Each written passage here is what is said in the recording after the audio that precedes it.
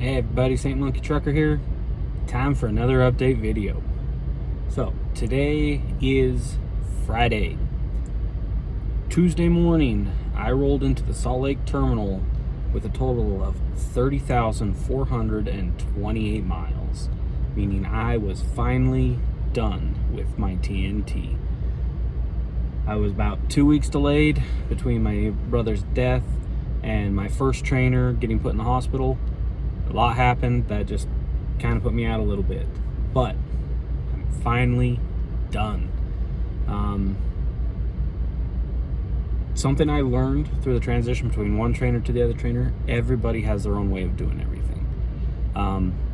Prime teaches you one way to do it, and I'll get a little bit more into that, but the way you roll your tarps, the way you strap things down, the way you do things on your truck, every trainer is different. One of the biggest differences I saw was my first trainer was very hands-on, like with me during the entire process. Like, we unloaded and loaded together. My second trainer, if I was driving when we got to a shipper or receiver, I took care of the load. If he was driving, he took care of the load. The other person stayed asleep, stayed off duty, did their own thing. I understand both methods, so just be prepared. Your own trainer can be very different from the two I've had. I will say my second trainer did mention, he's like, for the first 15,000 miles, I'm there with you. After that, you should know how to do it. You should be able to take care of everything on your own and prepare yourself to be on your own truck and be able to do everything by yourself, which was kind of nice because it forced me to use my brain a lot more than with my first trainer. Because my first trainer, he would get out of the truck and he would help me strap and secure and tarp. So I just kind of went with whatever he wanted to do. So that was an interesting one. I enjoyed it, but it made me realize that not all trainers teach the same. Another thing I liked about my second trainer's truck, we split everything 50-50 as far as space goes. I got the bigger cupboard, I got just more room in the fridge and just space to do my stuff. Anyways, yeah, so I'm done with TNT. What does that mean now? Well, if you are watching these videos and if you are in the process of training, you would have known from me talking about it or just your own personal experience that once you're done with your 30,000 miles, you then go into what they call the upgrade process, which consists of the safety classes, the log classes, a whole bunch of computer training, and then if you are in the flatbed division, you have to do what they call flatbed boot camp. Coming into it, I didn't know what to expect. I've heard a lot of different rumors about like the length of the program, how long it lasts, what you have to do and stuff like that. Well, today is my final day of the upgrade process. I did boot camp yesterday. It is supposed to be a 2-day class. I completed it in one. The first portion is some online computer training, and then you sit down with the instructor. Depending on where you do it, you can be by yourself or you can be with like a group of people, just like you were with the rest of your training. Here at Salt Lake, they don't have a whole lot of people doing the upgrade process here, so I had the opportunity to go through by myself. So I had one-on-one with the boot camp instructor, and it just happened to also be the same guy who tested me for PSD to help me get my CDL. So I already had that connection with them. If you don't know what I'm talking about, go back and watch the video where I talk about my test. I mentioned it to him. I'm like, hey, just so you know, I didn't say your name, but I made a video, and I kind of told him what I was doing. And so the rest of the time, because you have to take tests in the boot camp, that's how he gave me my scores. He would do you needed a score of blah, blah, blah. And then he would just pause, and then he would tell me if I passed or not.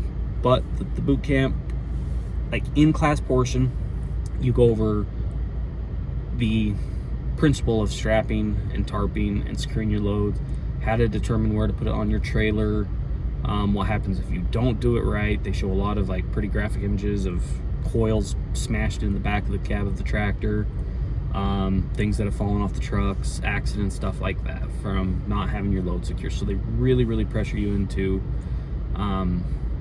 getting it in your head how important it is to make sure your load is secure. I will say during the courses and the training, pay attention to the videos and stuff you watch, because they actually show a few ideas that neither of my two trainers showed me that are absolutely brilliant, and I love them. Especially when it had to do with the chains, because chains are pain to deal with. But when you sit down, they give you a folder with all their contact information on it. Inside the packet, you find various cheat sheets for knowing like how many chains and coil racks and stuff you'll need for X amount of weight, stuff like that. So that's really handy. And then the thing that I get the question most about, because everybody has asked me about it, is this book right here. This is the book I mentioned a few videos ago. That is literally, like, you open this up, and it's in the sun, you can't tell, but pretty much goes through every type of load that you could possibly load on your trailer and how to secure it. So they give you this book in Flatbed Boot Camp, which is kind of funny because my second trainer had never heard of this book, but they're supposed to give you the Securement book in your course. So that is the one that everybody has been asking about, like, hey, when you find out what that book's called, let us know. So, and if for some reason you don't get it, it is called Practical Cargo Securement, Guidelines for Drivers, Carriers, and Shippers. There's a website on here, two of them actually, practicalcargosecurement.com or thetruckingstore.com. So that's the book that everybody wants to know about. And then once you're done with the in-class portion, you go out onto the pad, whether you're in Salt Lake or whether you are in Missouri. The Pittsburgh one does not offer the flatbed course, so you have to go one of the other two. And then, so you go out to a practice flatbed where they have various things. They have a pipe, they have a set of pipes, coils in various orientations, and then just some random things strapped down. And they have you go through and secure the load. And then you unsecure the load. And then you will tarp the load. They want to watch how you tarp it. And then they make you take it all back off, and they watch you how you roll the tarps up and make sure that you're doing it properly. If not, they will teach you, just to make sure that you know how to do it all right and that you're proficient at it. As I mentioned, these courses are supposed to be at least a 2-day course, but in the in-classroom portion, he handed me all the papers out of the folder. He's like, all right, work on the way he worded it was work on the packets. Those are your tests. Okay, works for me. I found 2 packets, so I did them both. He came back in and he looks down at them both. He's like, well, this one you're supposed to go home, do some studying, do homework, and then come back tomorrow when we were going to take this test. But you've done it. He graded them. I actually failed one of the packets by a couple of questions, but you get 2 retakes. He mentioned if you can't pass those packets, they will send you back out with another trainer for an undisclosed amount of mileage until you can efficiently pass the tests. So my second round, I passed the second packet and we were good to go. So that took me, we started at 7 o'clock in the morning and we finished roughly about 4 o'clock in the afternoon. We did not take a lunch or any breaks. So it was just, we pounded it out as fast as possible. And then today I am here for my safety classes and it's extremely boring. I am struggling to stay awake. So far we did some sim tests. They just want to make sure you know how to drive, make sure you know how to do things like that. You've already done the sims before if you're at this point, so you're familiar with how the sim works, how it operates, and how it kind of responds differently from the standard truck.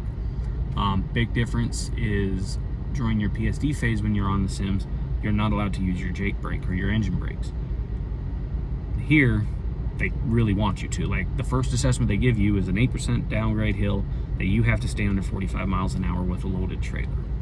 And then the second one is kind of snaking your way in a yard and then backing into a dock. He said I aced those. In fact, he said he never had really seen anyone do the backing one as quickly as I had.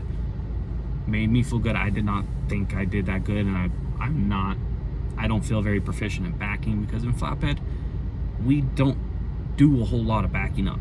Like, backing into a truck stop was really the only backing I had to do while out on my training, because usually Flatbed, we are dealing with a lot of just pull into a yard and they unload you, or pull through some type of a building. Whereas like with reefers, you're backing into everything. You guys are insane at backing. Like, I see some of the skills that reefer drivers have, and it's insane. Mad props to you guys. But I'm on my lunch break right now, and so we did the sims, and then we did one second, I gotta look at this truck. Where's my glasses? I'm blind. Hold on, everybody. No, that's not the truck I thought it was. Anyway, sorry about that. That was a big squirrel. So once lunch is over, I go back in. I will have my logs class. It sounds like it is a remote-based class, because he said I'm gonna have it set up on the screen so you can participate in the class. So it sounds like I'm going to be joining the logs class with those that are in Missouri. And that is about a 2-hour course. It's gonna start at 12:30 here, and he said it should go till about 2:30. Then after I am done with the logs class, he said there's a couple more things to get done, and then they will mark me as complete with the upgrade classes, and Success Leasing should be in contact with me within the next couple of days. This was added in after I made this video, but it goes with this part right here. Success Leasing is in charge of all the trucks, company or lease. So no matter which way you're going, you'll get in contact with them. Now, the question that I've been asking myself this entire process, as well as many of you, is whether I'm going lease or company. Well, Success Leasing has announced that they are bringing back the lease purchase program, or the ACE lease program, some know it. But it's not going to be out for like another month or two. So I'm going to go company until that program is out, and then I'm going to go do lease purchase, because if I have the choice, I would rather lease a truck, and at the end of the lease, the truck be mine. If the lease purchase program was not coming back, I would go straight to lease, just because the money is there. The only reason I'm not just going to go straight to lease, because I really don't want to be paying all that money for a couple months and then have to do the whole paper process all over again. I can just do company for a few months, get some miles under me, learn a little bit more of the routes and stuff like that, and then as soon as the lease purchase program is available, I can jump over to that. And it'll also give me some time, because for the lease purchase program, you do have to put money down, whereas with the lease, it's a zero down program. So that's my plan. And also, I'm going to be upset if this does not happen. My fleet manager that I currently have really wants me to be company, and so he has actually had 2 trucks flatbed ready brought to Salt Lake. One of them is a 2019, and one of them is a brand new 2023. He said I'm the only one on the list in Salt Lake for a truck, which means I should have my choice of the two. And we all know that I'm going to pick the brand new truck. But like I said, it's only going to be for a few months. So if I get stuck with the 19, I'll be fine with it as long as it was not a smoker truck. That's just my only thing. Like, nothing against smokers. I smoke cigars, but I wouldn't smoke inside the vehicles, just because I know that that smell kind of stays and lingers for a long time. But I have kids that I plan on just playing around in the truck and stuff with me, pets, and possibly a passenger. This is kind of like over a broad amount of time. And I know that some of them are sensitive to smoking, and I don't want them to have to be in that. So that is what I'm looking at right now. So it's been interesting. It has been a really long road. I started the TNT process June 19th. It was the Monday right after Father's Day. So whatever Sunday was Father's Day, I started the next day. And today is August 26th. So to kind of give you an idea of how long it took me, even with the delays I had to deal with. So it has definitely been an interesting journey, and I would not do it again just because I'm done. Like, you get to a certain point where being with a complete stranger on a truck just gets boring and old, and especially if you guys don't get along. I got along pretty well with both my trainers. We joked around a lot, we hung out a lot, but I could not do team driving for a long period of time. I'm not a team driver. For me, driving is like a meditation, and it's hard to do when there's someone else in the truck with you and you have to deal with a whole nother person sharing a space, the truck always moving, so you're not getting really good sleep, stuff like that. So I will forever be a solo driver, just because I enjoy my time alone, and I'm looking forward to the opportunity now to actually explore some of these places, because when you're team drivers and on your TNT phase, the truck never stops. So if you see something you want to do, you can't do it because the truck has to keep moving.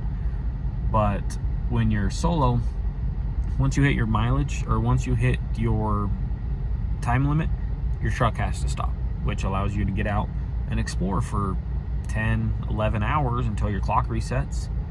So it gives you an opportunity to actually do things, which I'm looking forward to. So I think that's going to be it for this video.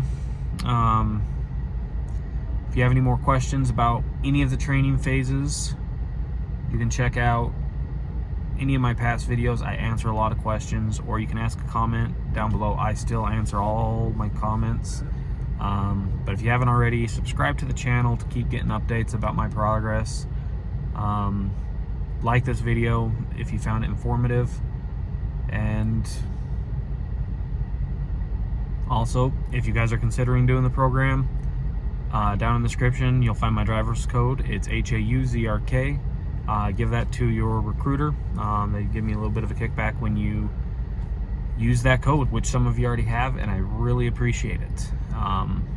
Until next time, guys, stay safe out there, keep pushing forward, and as they always say, keep the rubber side down. But until the next video, which I am right now planning to be a truck tour, I'll see y'all in that next one. See ya.